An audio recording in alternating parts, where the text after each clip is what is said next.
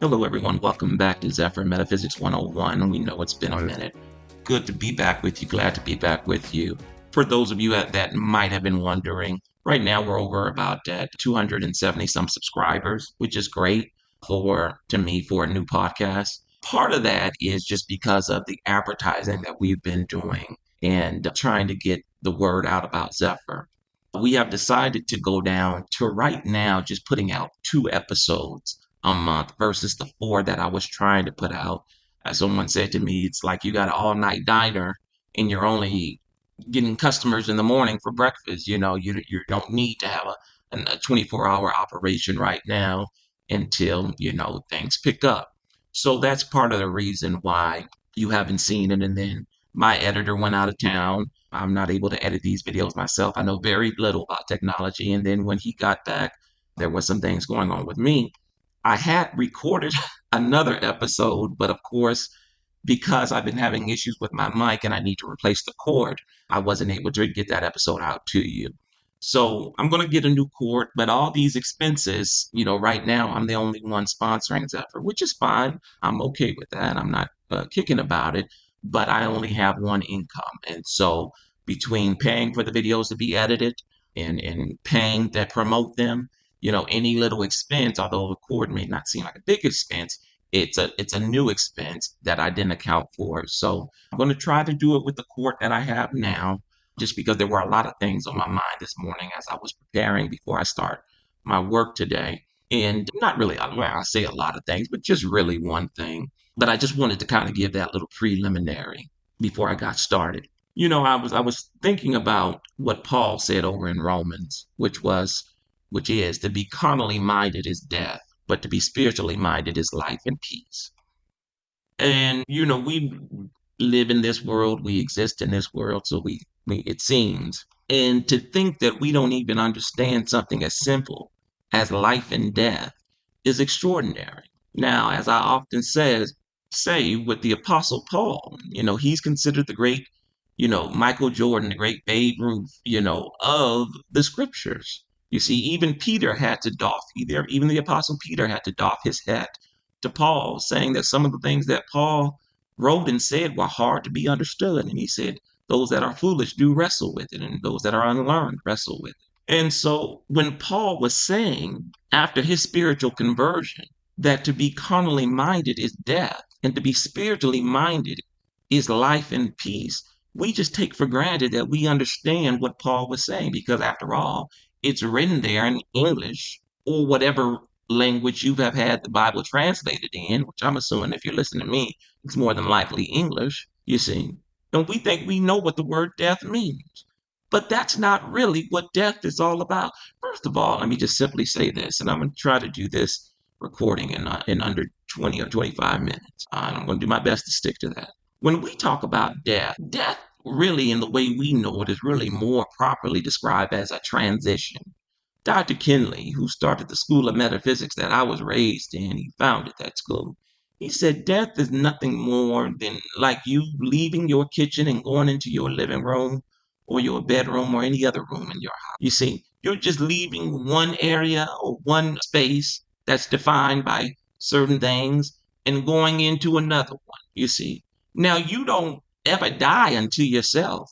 I use this example because this might be a better one to get the point across to you in the way that I'm trying to get it across. When we used to have these walkie-talkies that we used when I was a kid. My cousin and I, well, parents would buy us walkie-talkies, and we would communicate with each other with these walkie-talkies. Now, I think they used to have even I think the Nextel walkie-talkies, if you're of a certain generation. When I was coming up, I know my uncle, who is an electrician, he would communicate with his workers through their Nextel phones, and they had walkie-talkie, which was kind of a cool concept to have a phone in a walkie-talkie. I have no clue if they still have it, but it was a really cool concept. Now, I think maybe the only folks that I see ever with walkie-talkies when I see them are, police officers or sheriffs or anything like that, and probably folks that are in the military, or maybe, medical people might use a fire department and all that. They may use them. But anyone who has ever used a walkie-talkie knows that in order to communicate with someone who is on their walkie-talkie, you see, just because they have a walkie-talkie and you have one doesn't mean that you can communicate. What has to happen? You both have to be on the same frequency, you see. And unless you turn to the same frequency that that person is on, you cannot communicate with them on their, see, walkie-talkie or their their radio, you see. Now, when someone exits the flesh, they do not cease to exist. All that happens is they change frequencies and they tune into another vibrational frequency. You see, it's just like when they would go and reach for the Savior, you see, and all they come up with is air. How did he do that? Just by simply changing the frequency and the vibration that he was operating on. And if you are operating at a higher level of awareness, the way he was, then it wasn't hard for him to change his frequency or his vibration because everything is a sound, is a vibration, is a tone, you see, coming from the word or the sun, you see. And so when Paul talked about to be spiritually minded, to be carnally minded is death, he wasn't talking about somebody operating on a different frequency or a different vibration. What Paul is looking at is the state and condition which you've heard me speak about in my recordings previously, that we all come into this world with. You see, we come into this world being carnally minded, as Paul described it. And that really means that we have no understanding of spiritual things or things that are universally true or things that are of the light. You see, and because of that, we come in not knowing who we are, not knowing where we come from, not knowing why we are here, and not knowing where we will go or what our ultimate windup would be. And Paul, looking at the state and condition that we come into the world with, he's calling that death. You see, coming into the world with that carnal mind, thinking that you are the body which you see when you look in the mirror. You understand? You see? And then he goes on, you see, to describe what the opposite is. Because if the carnal mind is the mind of the mind that makes you think that you are the body, or really I could describe it like this, because keep in mind, even spirit beings can be carnally minded, you see. Sometimes when we say carnal, people think that's just tangible or physical, you see. But Jude speaks about the angels which kept not their first estate. You see, those angels, you see, were carnally minded creatures. You see, the devil is a spirit being. You can describe him as a spirit being, if you will, you see. But he is carnally minded, as it were, you see. I know that has to be explained, but we'll just leave that right there for now. You see, when we talk about this, I'm talking about when we talk about this whole business of the devil, because really the word devil just means the doubter. You see, Satan means the adversary. I could say, you see, nobody doubts you more than you doubt yourself. Nobody opposes you more than you oppose yourself, you see.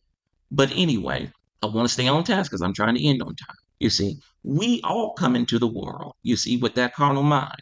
And Dr. Kinley put it like this. He said, now, I'm not playing the dozens. The dozens is an old Southern game, I think, that they used to play. At least I've only heard Southern folks, maybe folks back East as well, talk about it. Nothing really, physically speaking, originates out here from the West where I am, because most folks, very few people who live in California and places like that are from California. Most of them have migrated from other parts of the continental U.S., you see. But they would play it in other parts of the country. They call it the dirty dozens. And basically, when you play the dozens, it's your mama so this, one that we used to say, your mama's so stupid she got locked in the grocery store and starved to death. You see, you were so ugly when you were born, your mama had to tie a pork chop around your neck just to play with you or whatever. We just silly things like that.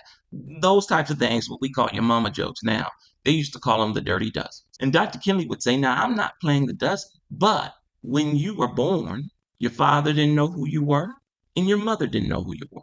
So they named you Elijah or Chris or David or Mary or Jane or Rachel or Ashley or whatever your name is. Now they didn't give you that name because they were trying to play a trick on you. They gave you that name because they wanted you to identify yourself by it. And from the time we get here, we are on an endless pursuit trying to identify ourselves. See, there's something in our conscience that tells us that we are not what we see when we look in the mirror, because that's just a reflection, you see. But at the same time, we don't have being carnally minded. We don't know who or what we are, or where we come from, or why we're here, or where we're going, you see. And Paul looks at that state and he properly and rightfully assesses it as being death. You understand? You see? And when your parents did that, you see, they did that because Their parents did the same thing to them, and their parents did the same thing, you see. So it becomes a perpetual, ongoing case of ignorance being passed down from one generation to the next. See, your parents didn't look at you and say, oh, look at that little manifestation of God. Aren't they beautiful? And he handsome, and she gorgeous, you see. They didn't do that, you see. All they saw was the physical aspect of you, and maybe they thought you had a soul, and if they weren't quite religious, maybe they didn't, you see. But they certainly didn't describe you as being, see, source, substance, in shape and in form. They didn't describe you that way because they didn't know it. That's my point, you see. Now let me move on, you see. Now coming into the world that way, now that wasn't an act. The Creator intentionally brought us along that way, you see. And I want to say this right now. See, in Buddhism, when I was on that app called the Wisdom app, some of you may be familiar with it and some of you might not be, but there's an app called the Wisdom app where you can download it to your phone, and they have people who go on there and share their so-called wisdom about different things. You can share your so-called wisdom about what you think are spiritual things, or you can share your wisdom about how to make, a cake, or how to write a book, or how to buy and sell, or goods, whatever. So this app that I was on, which I would share different things with, one of the talks I did, because you can do different talks, one of the talks I did was entitled Why I'm Not a Buddhist. And one of the reasons that I wanted to do a talk like that, because we had a gentleman on there, was a very nice gentleman who would share his thoughts about Buddhism, and we would have these talks and people would chime in because the audience could chime in. It's actually a really good idea. The founder of the app who put the app together. So anyway, I don't want to get off into that, but that caused me to kind of do a whole individual talk on my profile about why I'm not a Buddhist. Because one of the things that this gentleman would always come with is that we have to get rid of our mind. We have to be really almost mindless, you see. And I don't know if he regarded, I believe he regarded himself as as a Buddhist, not a Hindu. But his whole thing was we're in torment because of our minds, and we have to get rid of our minds. If you just get rid of the mind is the mind of desire. And if you get rid of that, you will have peace. And one of the things that I presented to him is that the Creator is not wanting us to be mindless. You see, over in Corinthians, I believe it was Corinthians or Colossians, where Paul says, "Let this mind be in you, which was also in the Messiah." Or I'm sorry, not Corinthians. It's Philippians 2:15. When he says that, you see, Paul is not suggesting that we get rid of mind. You see, but what he is saying is that you have to have a different type of mind or soul, really. You could say mind or spirit or soul. You see, now Dr. Kinley, when he first came to us, he would have us translate that scripture as "Let this spirit be in you," which was also in the Messiah. You see, because he said mind is subject to change. You see, but if you understand, as one of our ministers brought out later on, you see, and as Dr. Harris said himself, my immediate teacher, if you understand what the word mind is getting at, then you can also use the word mind. It's just a matter of understanding. Dr. Kinley, when he started, he knew that most of the students didn't have a proper understanding about the word. So he told them, use spirit, because that'll give you a better understanding, you see. But when Paul is saying, let this mind be in you, which was also in Christ, you see, he's not suggesting that you get rid of the mind. The Creator doesn't want mindless creatures that have no personality or no character or distinctness about them, you see. And something beautiful that C.S. Lewis brought out in his writings, which I often think about, is that the Creator, see, in the Bible, you have a constant theme of marriage being put out, you see. And a lot of people think that is the guide by which you're supposed to run your physical marriage, the Bible, you see. But the only reason the Bible speaks about marriage is because marriage is talking about a union between two distincts. You see, marriage is not mere sameness. You see, it's a union between two distinct different things. So when Paul is saying, "Let this mind be in you," which was also in Christ, he's not saying try to get rid of the mind and be mindless and don't desire anything, don't want anything, don't feel anything. He's saying you have to have a spiritual mind versus the carnal mind that you come into this world with. So I just wanted to point that out because I know there are certain religious orders that teach that we have to be mindless. You're gonna hurt yourself. You're gonna drive yourself crazy trying to walk around and be mindless and desireless. And if I don't desire anything, see, Neville Goddard broke it down beautifully when he said the word desire, D-E, means down. See, down from, and the word sire means father. You see, so we could say that your desires are really from the Father, you see, or that state of awareness, that original state of awareness that we refer to as the Father, you see. Now, when we come into this world, you see, at the beginning of the advent of man's presence on this planet, you see, the Creator started us off with what we refer to as simple consciousness, you see.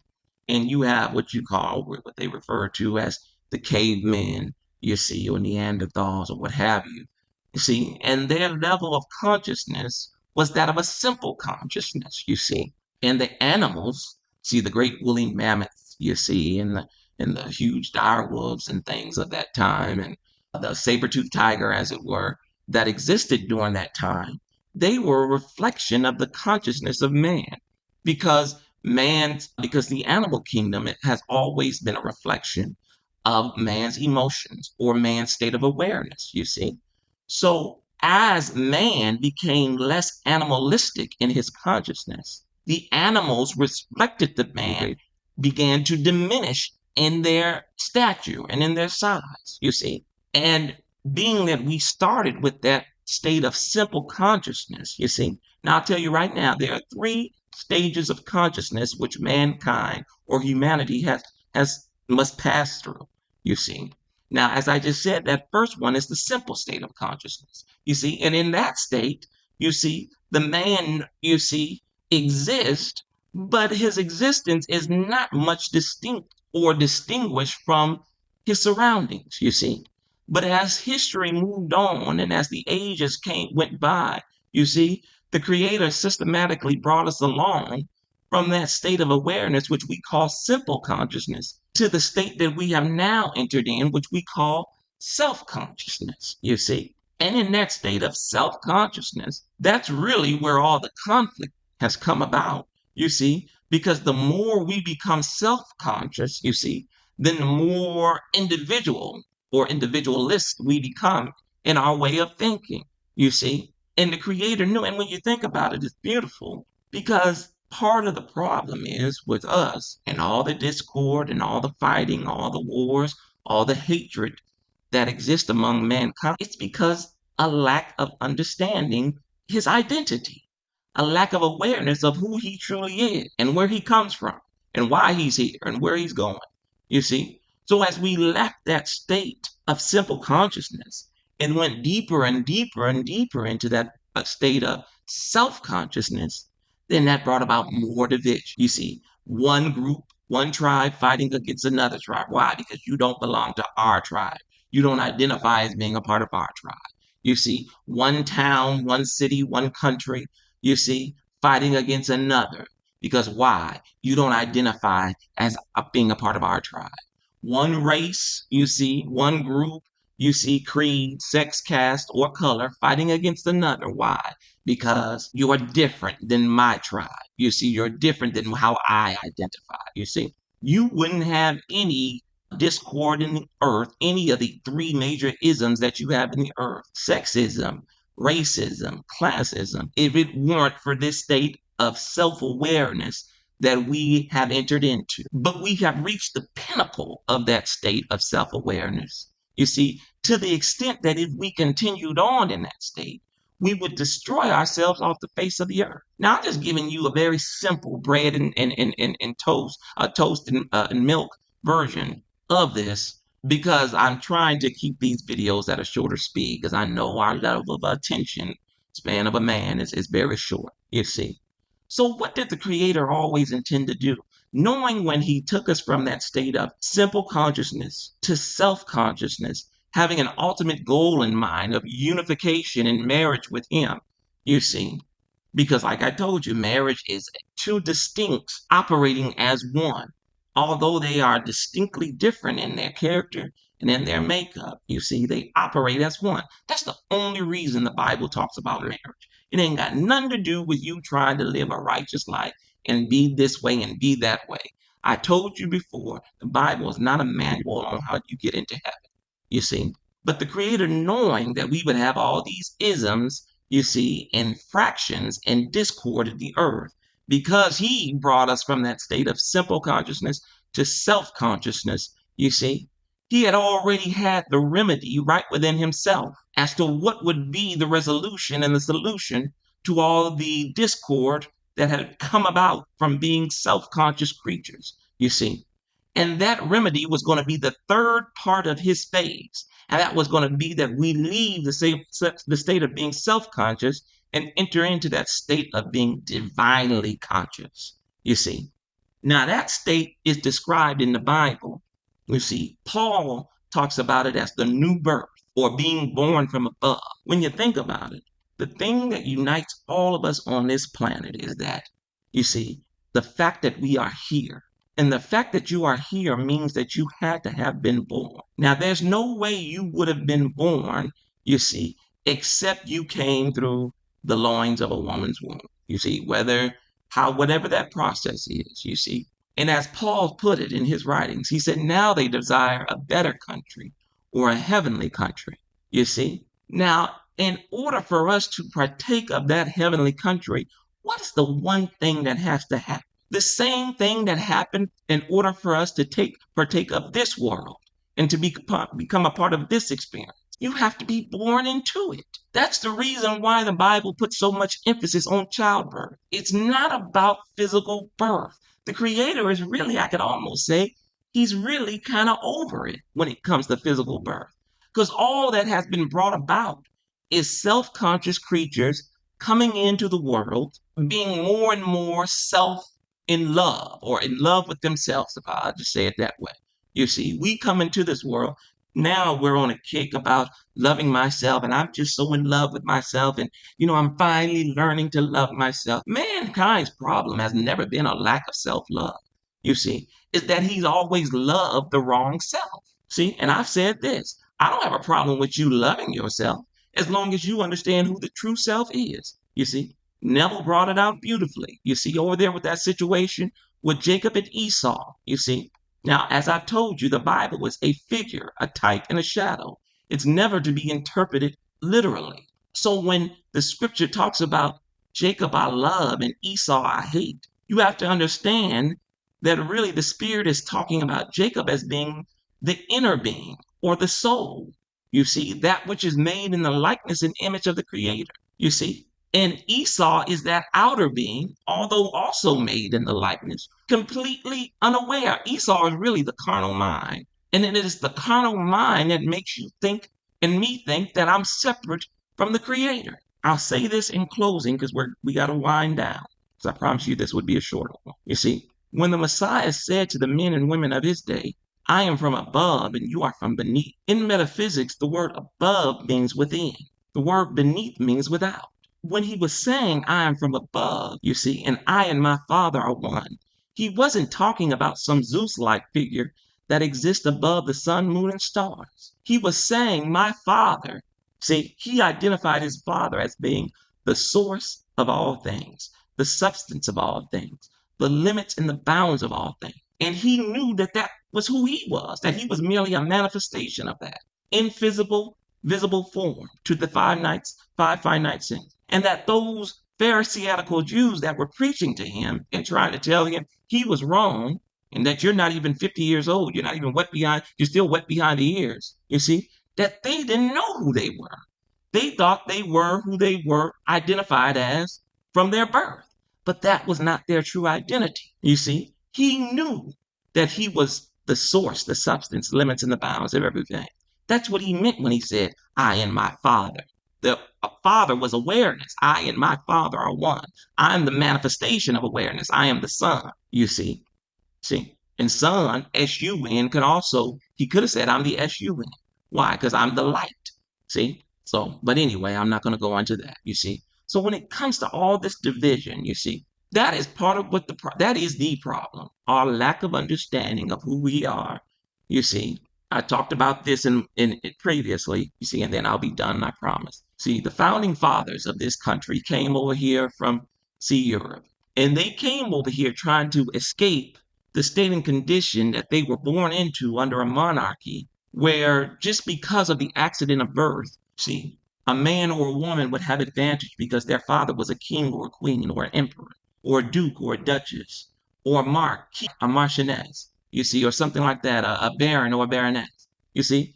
And they didn't like knowing, see, they didn't have the lottery in those days. So more than likely, unless you were nobility, you weren't going to inherit anything, you see. So the chances of them becoming great in the earth were very slim. That's why America was always coined the land of opportunities, the land where anything was possible, you see. And they hated the idea that because they didn't belong to a certain class, the 1% that had titles, you see, honorary titles and belonged to nobility, you see, that they didn't have that. See, so when they came over here, they wanted to do away with all that.